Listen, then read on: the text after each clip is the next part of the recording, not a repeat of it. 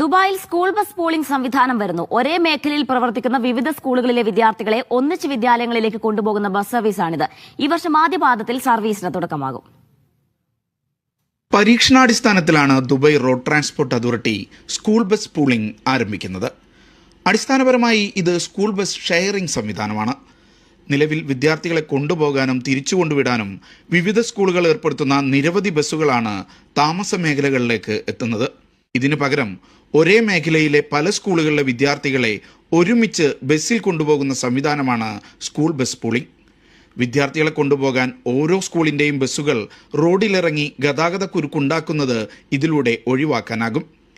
നിരത്തിലിറങ്ങുന്ന school ബസ്സുകളുടെ എണ്ണം മാത്രമല്ല, വിദ്യാർത്ഥികളെ കൊണ്ടുപോകാൻ എത്തുന്ന സ്വകാര്യ വാഹനങ്ങളുടെ എണ്ണവും കുറയ്ക്കാൻ അധികൃതർ ഈ പദ്ധതിയിലൂടെ ലക്ഷ്യമിടുന്നുണ്ട്.